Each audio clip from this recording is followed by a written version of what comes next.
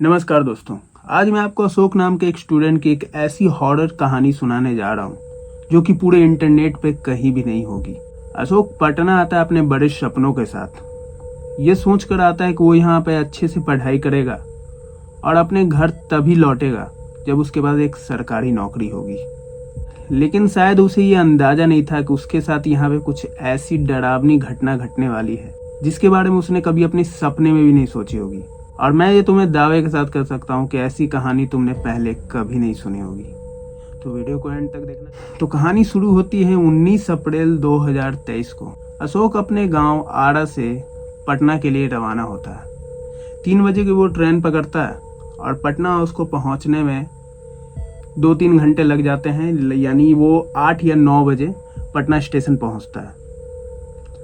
जब वो स्टेशन उतरता है तो वो आसपास के लोगों से पता करता है कि यहाँ आसपास कोई लॉज या हॉस्टल है जिसमें वो रह सके, लेकिन उसे कोई वैसा व्यक्ति नहीं मिल पाता है।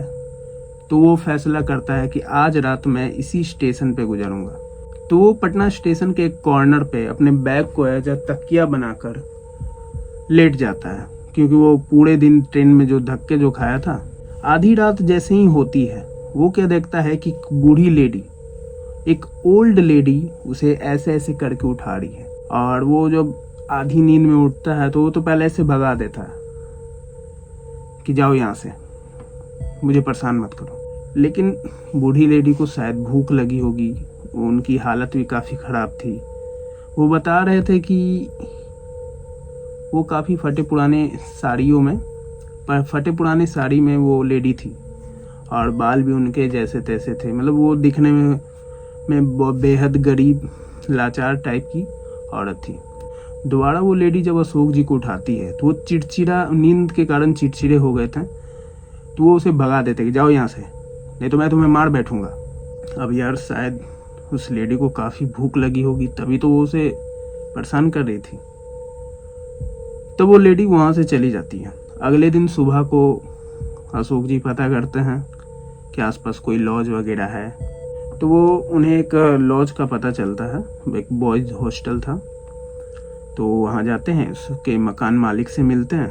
मकान मालिक उसे एक कोने वाले एक रूम को दिखाते हैं। रूम देखने में बहुत पुराना, बहुत गंदा, जैसे महीनों से कोई उसमें गया ही नहीं हो। मकान मालिक उस रूम को खोलते हैं और अंदर देखने में तो बहुत ज़्यादा गंदा था। अंदर मात्र एक अलमारी पड़ी हुई थी और रूम के जो दीवारें थे उस पर इतनी मोटी मोटी डस्ट की लेयर थी। तब अशोक जी को पसंद तो नहीं आया, लेकिन वहाँ पे जो उसका जो रेंट था ना, वो बाकी रूम के अनुसार काफ़ी कम थे। 2500-3000 रुपये में उसे वो रूम मिल जाता है। और मालिक जो थे वो उस रूम के, वो उसे चाबी दे देते हैं। पहले अशोक जी ने क्या किया, पहले एक दीवार को साफ़ किया, फिर साइड की दीवार को साफ़ किया, और जब सामने वाली दीवार को साफ़ किया तो साफ़ करते करते उस पर वो देखता है कि उस पर लिखा हुआ होता है कि चले जाओ यहाँ से, नहीं तो मैं तुम्हें मार बैठूंगा। तो वो ये देखकर पहले तो डर जाता है कि ये क्या चीज़ है भाई, लेकिन फिर उसके बाद वो सोचते हैं कि शायद हो सकता है इस रूम में पहले जो बच्चे रहते होंगे उसने ये शरारत की होगी। क्योंकि हम लोग भी बचपन में स्कूल में जो बेंच होते उस पर कुछ लिख दिया करते थे, तो उन्होंने भी कुछ ऐसा ही सोचा। खैर उन्होंने उस चीज़ को भी मिटा दिया और अब बची थी सिर्फ एक अलमारी साफ करने के लिए। अलमारी का डोर जैसे ही खोलते हैं उन्हें क्या दिखाई देता है कि अलमारी के पीछे वाले दीवार पे लिखा हुआ है कि चली जाओ यहाँ से, नहीं तो मैं तुम्हें मार बैठूंगी। फिर उन्होंने यही सोचा कि हो सकता है फिर वही बच्चे लोग यहाँ भी बदमाशी करके गए हैं। खैर पूरा दिन अशोक जी को उस रूम को साफ करने में लग जाता है और रात्रि भोजन करके वो अगले दिन की तैयारी करते हैं कि कल सुबह मैं कोचिंग में एडमिशन कराऊंगा और लाइब्रेरी वगैरह जाऊंगा और बुक्स वगैरह भी खरीदूंगा। तो रात का भोजन करके वो उसी रूम में सो जाते हैं। आधी रात होती है, वो एक सपना देखते हैं कि उनके रूम का कोई दरवाज़ा खोल रहा है और उसमें से एक बूढ़ी लेडी उसके रूम के अंदर आ रही है और उनके कान के पास आके कहती है, चले जाओ यहाँ से, नहीं तो मैं तुम्हें मार बैठूंगी। इतना सुनने के बाद वो अचानक से बका के उठ जाते हैं, अपने बेड पे ही बैठ जाते हैं और सोचते हैं कि हो सकता है मैंने पूरे दिन इस रूम में साफ सफाई की है और इन जैसी चीज़ों को पढ़ा है, हो सकता है इस वजह से ही ऐसा सपना आया हो। फिर क्या था, अगले दिन सुबह वो लाइब्रेरी में पढ़ने जाते हैं, एक कोचिंग में, एक नामी कोचिंग में वो एडमिशन कराते हैं और शाम के वक्त वापस उसी रूम में आ जाते हैं। घर जैसे ही वो पहुंचते तो वो फ्रेश व्रेश होकर अपना खाना बनाने में लग जाते हैं। खाना बनाने के बाद वो खाकर थोड़ी बहुत पढ़ाई करके वो वापस से सो जाते हैं और फिर से आधी रात होती है और आधी रात को फिर से उन्हें एक सपना आता है कि एक दरवाजा है, वो दरवाजा खुल रहा है और घने अंधेरों के बीच से एक ओल्ड लेडी उनके पास आती है और उनके कान में कहती है, चले जाओ यहाँ से, नहीं तो मैं तुम्हें मार बैठूंगी। और इतना कहने के बाद वो ओल्ड लेडी उसके फेस पे ऐसे मार देती है। वो फिर घबरा कर उठते हैं और सोचते हैं कि शायद फिर से वही सपना मैंने रिपीट किया है। वो ज़्यादा सीरियसली नहीं लेते हैं और वापस से सो जाते हैं। अगले दिन सुबह को वो देखते हैं कि उनके फेस पे यहाँ पे 2 नाखून के निशान हैं। वो देखकर डर जाते हैं कि क्या वो कोई सपना था या फिर सच में कोई ओल्ड लेडी मेरे रूम में आई थी। अगले दिन वो कोचिंग क्लास करके लाइब्रेरी में पढ़कर वापस शाम को अपने घर आते हैं। अगले दिन अशोक जब लाइब्रेरी और कोचिंग से होते हुए शाम को अपने रूम पर पहुंचता है और जैसे ही वो अपने रूम का दरवाजा खोलता है, वो क्या देखता है कि उसके ठीक सामने वाली दीवार पे लिखा है, चले जाओ यहाँ से, नहीं तो मैं तुम्हें मार बैठूंगी। ये देखने के बाद वो बहुत ज़्यादा डर जाता है।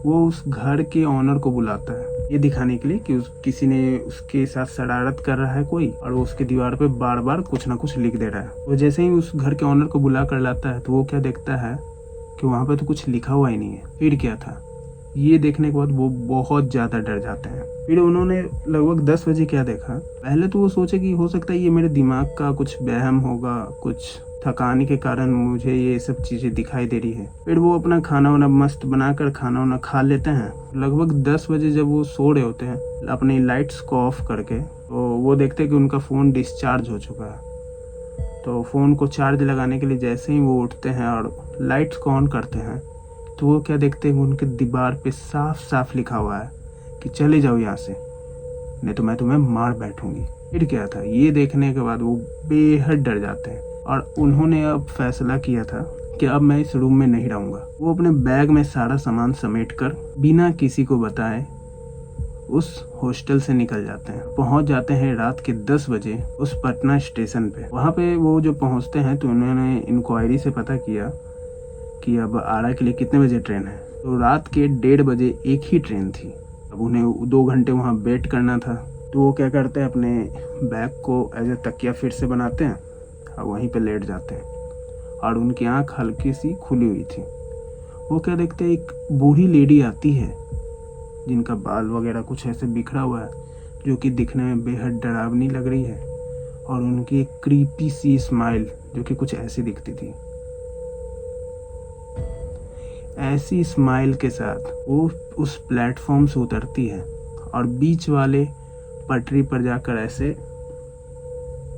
लेट जाती है कि तभी सामने से मालगाड़ी वाली जो बॉगी होती है, जो कि किसी प्लेटफॉर्म पे रुकती नहीं, वो उधर से गुजरती है। वो क्या देखते हैं कि वो उसी लेडी पे ट्रेन गुजरती हुई चल जाती है। वो ये देखने के बाद पूरा घबरा सा जाता है, पूरा डर के मारे उसकी हालत खराब हो जाती है। वो दौड़ते दौड़ते इंक्वायरी के पास पहुंचता है, बोलता है कि भाई साहब, मैंने अभी एक लेडीज को देखी जो कि ओल्ड लेडी थी, वो ट्रेन के पटरी पे ऐसे सो गई, उसके ऊपर से ट्रेन चली गई है। वो इंक्वायरी वाला बंदा बोलता है, भाई साहब, आपको 2-3 दिन पहले वाली घटना को दिखाया जा रहा है।